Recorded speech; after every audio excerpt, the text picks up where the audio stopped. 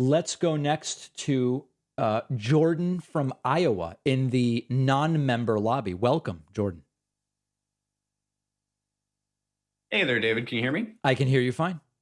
Perfect. Hey, thank you so much. Also first time caller, so that's kind of cool. I love it.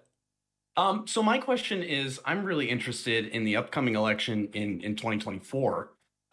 With candidates like Andrew Yang and Michael Bloomberg, being more of eccentric kind of entrepreneurs.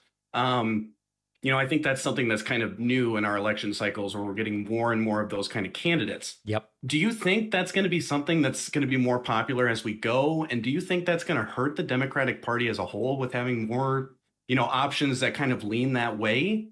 Just kind of wanted to get your thoughts on that. I don't know that it's necessarily bad for the Democratic Party. I mean, tell me, how would it be bad for the Democratic Party? Just as far as in the current state, excluding Donald Trump, most of the candidates that are this way, like I said, Andrew Yang and Michael Bloomberg, they kind of lean towards those more progressive ideals and, the platform of the Democrats. So, not in a way that really mattered in the last election, but, some of those votes that could have been maybe for Joe Biden or possibly a Bernie or Elizabeth Warren, those are taken by Bloomberg and people like him and Andrew Well, but Yang. Biden ultimately won the primary, so at least it didn't hurt Biden, right?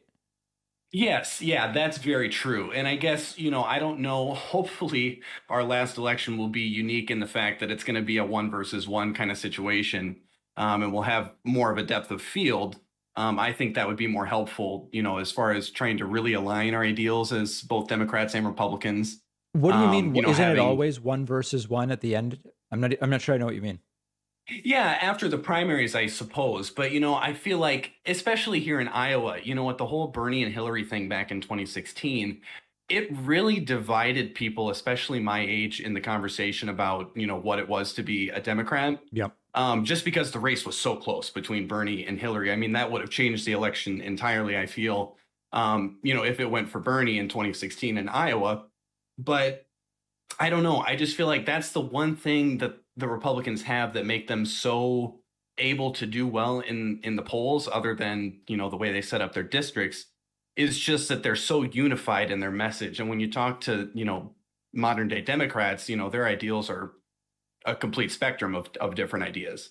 That's for sure. Listen, I think that the dynamics of these presidential elections may be irreversibly changed, and I don't even know what 2024 is going to look like. And there's a lot of questions about what does the Democratic primary look like, because we don't know if Biden's running again. I think he's not.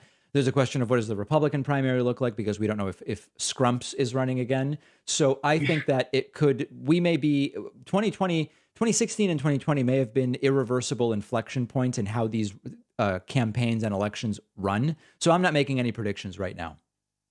Sure. All Well, right, yeah, Iowa, Jordan great from answer. Iowa, very much appreciate it. Great to hear from you.